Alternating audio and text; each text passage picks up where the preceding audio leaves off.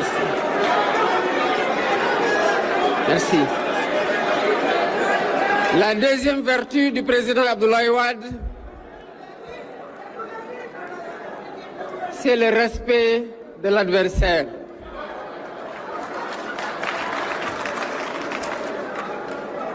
Mesdames, Messieurs, distingués invités, le combat du président Wade fut rude.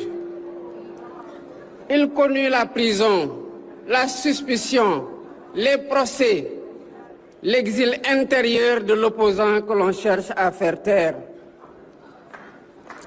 Ce furent des années de braise dont nous ne devons rien oublier, ni les épreuves endurées, ni les sacrifices de tant de Sénégalais sans nom qui ont payé eux aussi le prix de notre démocratie.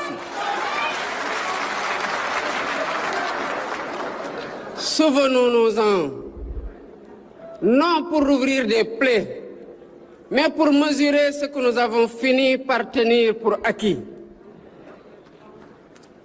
Senghor, son premier grand rival, le surnommé Ndiombor. C'est l'animal, dit-on, le plus rusé de nos contes et légendes. Mais ne nous y méprenons pas.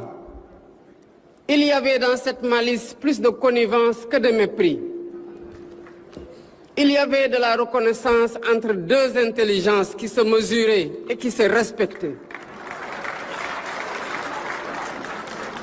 On a parfois voulu le peindre en homme de rupture, en tempérament de la radicalité.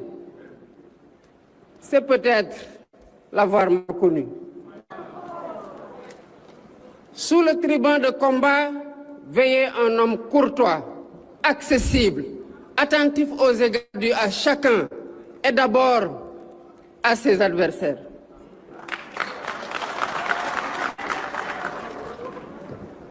Au plus fort d'une campagne dont il pressentait déjà l'issue heureuse, il prit le temps d'aller saluer la mère de son rival, le président Abdou Diouf.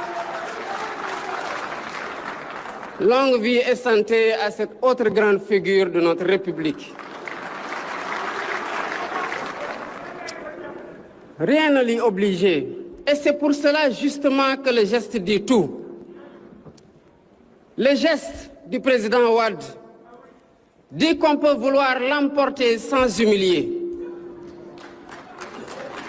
Le geste dit que le respect d'un homme survit à l'affrontement des idées. Puis vint l'année 2000. Ce soir-là, le Sénégal offrit au monde une leçon dont peu de nations peuvent se prévaloir. Au seuil de la défaite, le président Abdou Diouf ne contesta rien. Il ne retint rien. Il reconnut la victoire de son adversaire. Simplement, elle lui tendit la main. Ce geste est celui de Wade, qui le reçut sans esprit de revanche, épargnant au pays les convulsions que tant d'autres ont connues à pareille heure.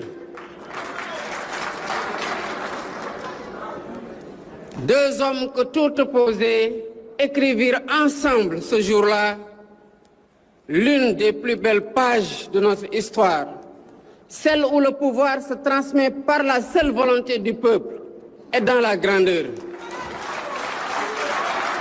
Jamais par la rue ni par la force.